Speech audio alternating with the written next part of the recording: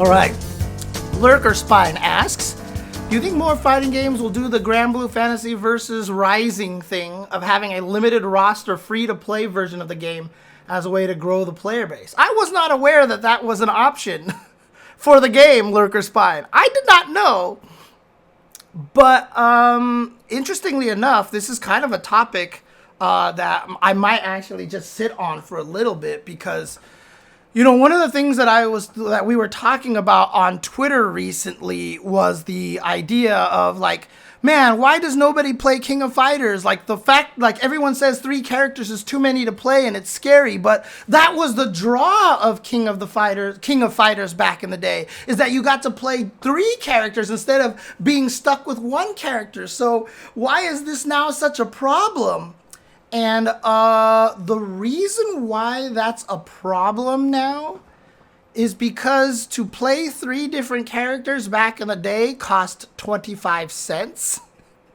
Nowadays, it costs $60 to $70. And if you expect to like the game, you're going to buy the season pass, because first season already is going to make the game more expensive. Fighting games were so different back in the day because the goal of them was just to kind of attract you to play them. You'd stick in a quarter, you'd play against the computer, you'd mess around, you'd be like, this is fun. And you would use that to get to the point where you can get better and play against other people. It was a way to just kill time. You know, it was a very classic arcadey thing to do. We don't have that nowadays for fighting games.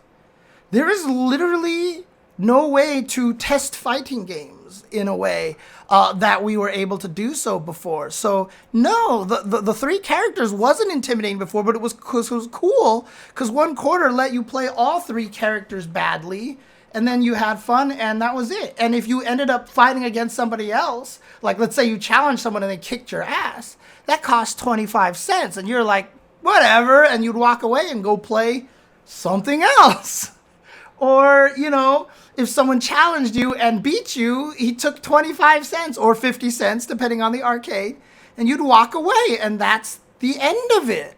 That's literally the end. Like, there was no commitment to it. But now, if I spend $60 on a fighting game and then another $20 on the season pass, so I've spent $80 on the game, that's a commitment. I feel like I have to get good at the game. And now when I say to myself, I have to get good at the game, and there's 3 characters, and I gotta learn 3 characters to be able to get everything I want out of this game, you're just like, I just don't know if I can do that anymore. You know, it wasn't one of those things where you were just messing with the game and having fun. And, you know, back in the arcades, you would play King of Fighters, and you'd be like, whatever. Then you play Killer Instinct, and you're like, bam, bam, mashing buttons, and you're like, ultra combo, and you're like, this is sick. And then you found the fighting game that you liked, right? Like, you would just jump between machines and played whatever looked interesting, and, you know, within $5, you could find the game that you liked. Now, in the end, when you found the game that you liked, you may have ended up spending well over hundreds of dollars playing against other people, challenging over the lifetime. But to get invested into the game, to find the game, didn't cost you much at all. I don't think free-to-play is the right answer, but the free-to-play is a model that currently exists. What I actually feel like should happen, and this only works on Steam, I don't know, maybe they could figure out a way to do it on consoles too. But maybe they try to create an arcade environment. Maybe there's some concept of buying tokens for video games that you can literally play. And depending on the game, the quarter would get you a time limit. For fighting games, it would just give you a time limit if you do 1 player or training mode. Or if you go to online versus mode, like there's just an online arcade versus mode that you just play against other people that it just puts you up against. And so you basically just have tokens and you put them in there, and then if you spend enough tokens, it gives you a discount on the game or something, so that way you don't feel like you're losing money. Like, let's say you spend $25 worth of tokens on a specific game, then the game goes down from $60 to $40, right? So Steam or the PlayStation Store or Xbox gets $5 for that, because you spent a little bit extra on the tokens. But that way you play it and you feel like you can get it. So that way, if you're like just in the stream earlier today when I'm like, you should try Granblue, you should try Under Night, you should try Tekken 8. Like literally you can just like put quarters in for these games and actually play them. If there is a weird quarter system to play these games, I think that would actually be really good. Now, it probably couldn't be 25 cents a quarter that nowadays, for inflation purposes, I don't know, maybe it would have to be like 50 cents or maybe even $1 for a play or something like that. I don't know. And not every game on Steam is going to have this option. But for specifically the genre of fighting games, I think it would be really powerful to have. And so it wouldn't be free trials. It would actually be cost trials.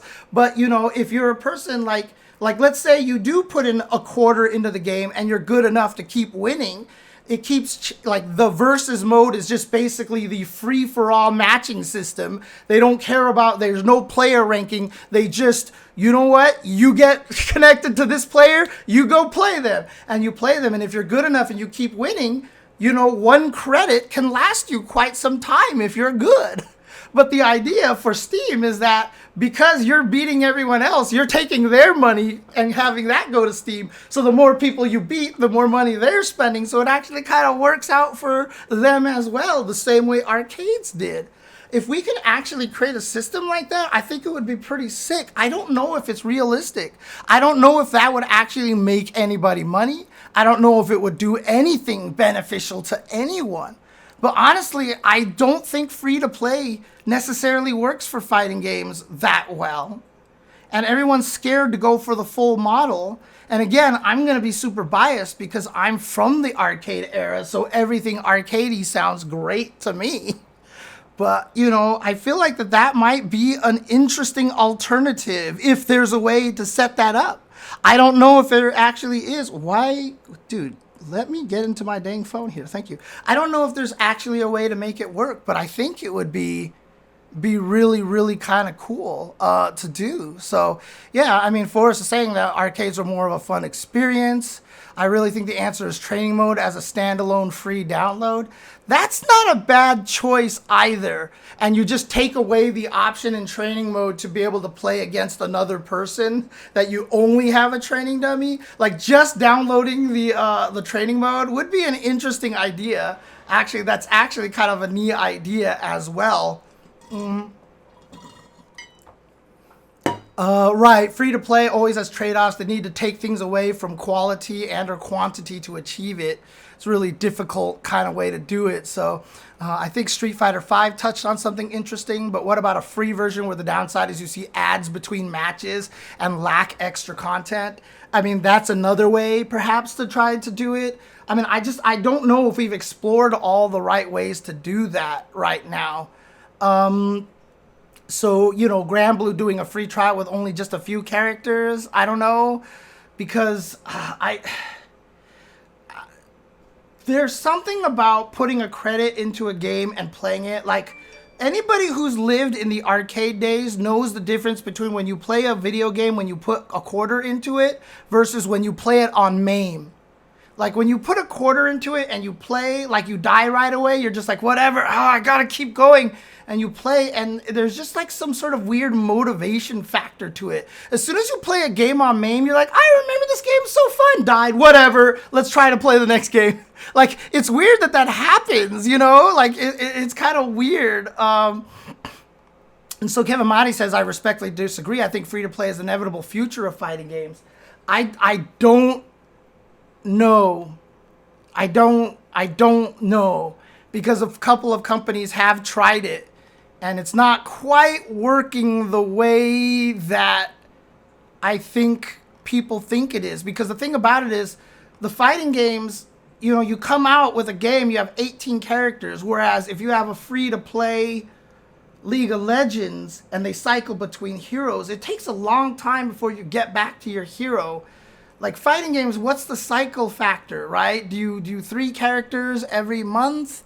3 characters every 2 weeks? Like, what's the time frame? I don't think fighting games are big enough to really be a proper free-to-play lure. You know what I mean? Like, the content space isn't large enough that you can bait people into wanting to buy the game. Because, if you play and then obviously with League of Legends, you could also earn enough stuff to unlock the characters that you want, etc., etc. I'm not sure if free-to-play works with the fighting game genre. I haven't been proven right on that. I haven't been proven wrong on that yet.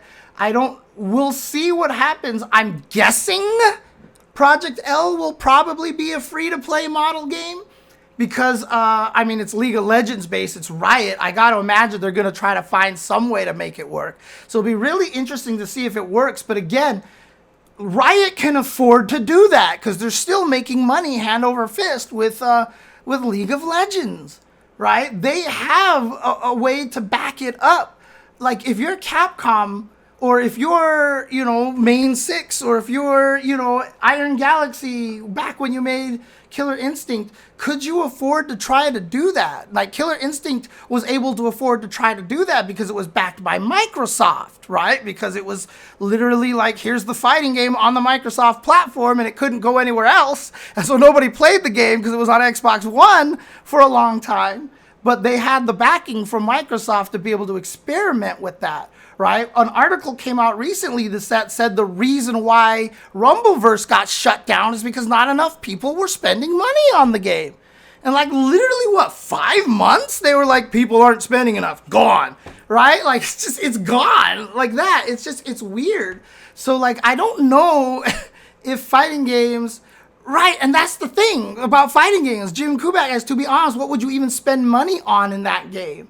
Right? If you had a fighting game, like, I don't know if the fighting game genre is built for free to play. I really don't know if the fighting game genre is designed for free to play, honestly. And that's how I stand. But again, that's my opinion. I'm not saying that my argument is correct. I'm not saying that Kevin Motti is incorrect over here. It's just that I disagree with him. Because I haven't seen proof that it works. But to be fair, I haven't seen proof that it doesn't work. This is just how I view it. This is just my opinion about free-to-play with fighting games.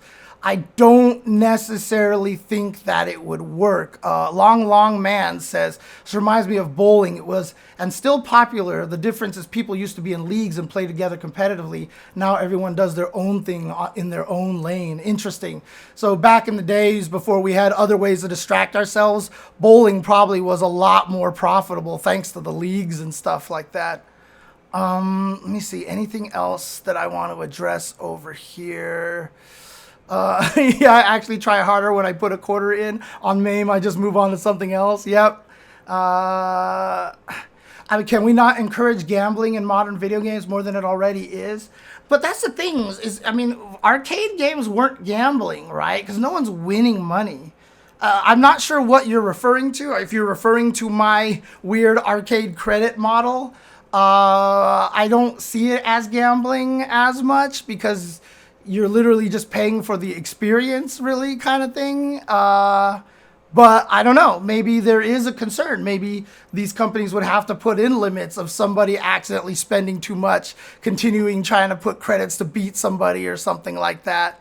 When money is being paid to be played, you want to play as well as possible. Personally, I hated continuing. I'd rather start over, says Caramel Jenkins. Yeah, I didn't continue either because I wanted to start all over because I wanted my quarter to last as much as possible. So I think the best system was the Super Ultra whatever updates. It's basically the same as Season Battle Passes, same price, but you got way more content in the update.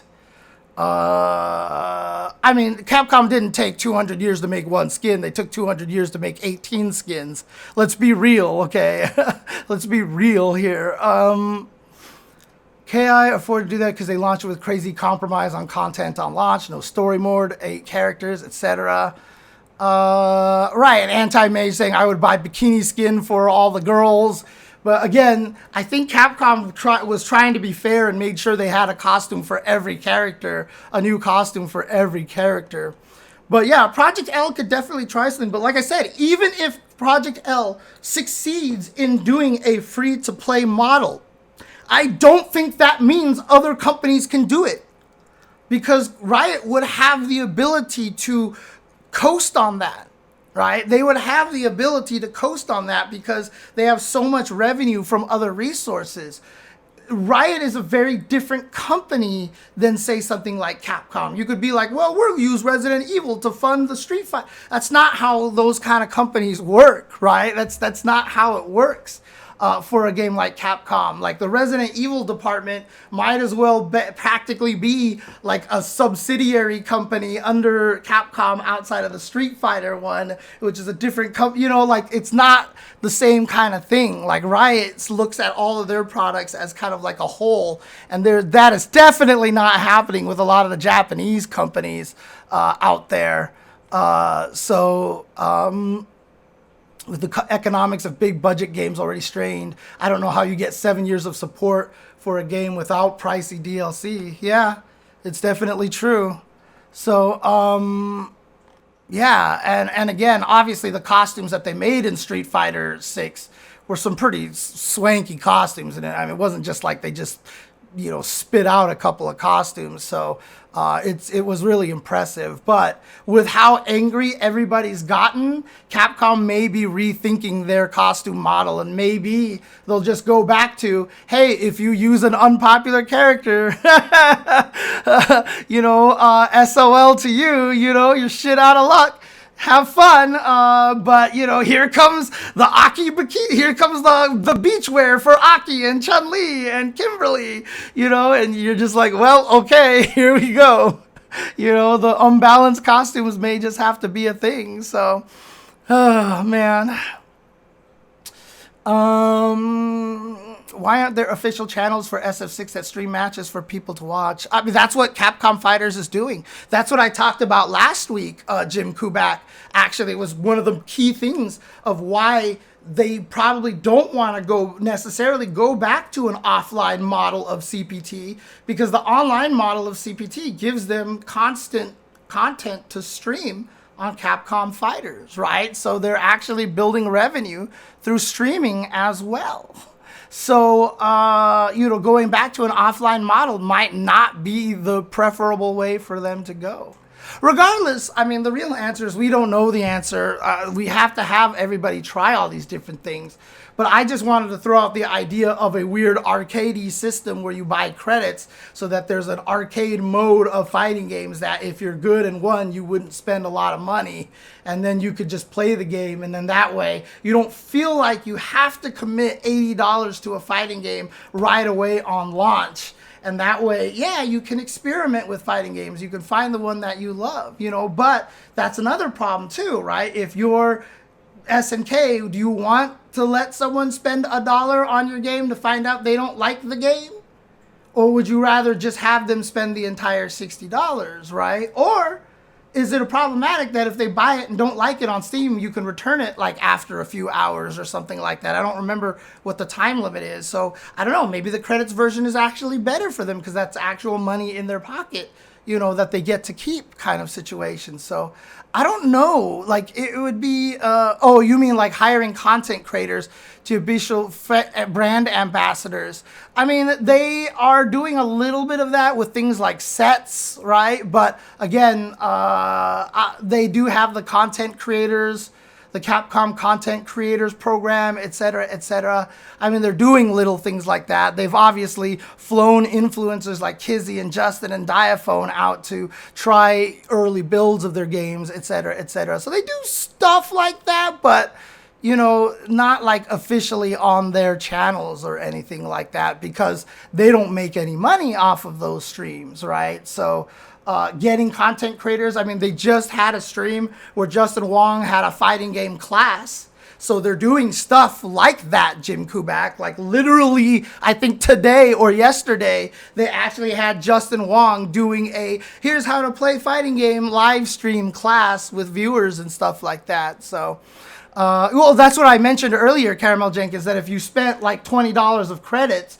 $25 of credits, you get $20 off the main game. So that way the game company actually makes something off of it, but you don't feel like your money went to nowhere. Or maybe if you actually spend a whole $60 on credits, you just gain the game for free or something like that. So even if you're spending credits, you feel like, well, if I keep playing this game, I'm eventually going to own the game anyway. So whatever, I'll just keep playing it until it's free. You know, like there's a lot of ideas to go along with that concept, which is why I think that would be a really interesting idea. You know, obviously, like Forrest says, I doubt the credit system will take off. Right. I don't know. It's just an idea that I have because of that thought process I had from that conversation saying that, yes, the reason why 3 characters in KOF was appealing in the arcade is because it cost you 25 cents. And most of the time you played against the computer, right? You weren't playing against other people. A lot of times you would have the competitive machine and then you would have the one-player machine, right? Even if you go to Hey Arcade, the 25 yen ST cabinets that everybody plays on aren't the only ST cabinets. There's a whole bunch of other ST cabinets at full price that you play that you get to just fight against the computer, right? And so, you know, it was easy to say, okay, I get to play 3 different characters in King of Fighters. Cool, put in a quarter and do that. Whereas nowadays, it's like, oh my God, I have to learn 3 characters to get my $80 money's worth out of buying this game and the season pass. And you're just like, God, like, I don't have time to learn 3 characters. But in the arcade, you put in a quarter, even if you didn't know what you're doing, even if you died instantaneously because you didn't know what you were doing, you lost 25 or 50 cents. It's just such a different environment. And so that just got me thinking, maybe trying to create something like that would work for fighting games. For modern fighting games, but again, it might not work. It might be the worst idea ever. I don't know. It's just an interesting thought process and an interesting idea. Just to throw that out there, see how people think about that, just to see what they would say. So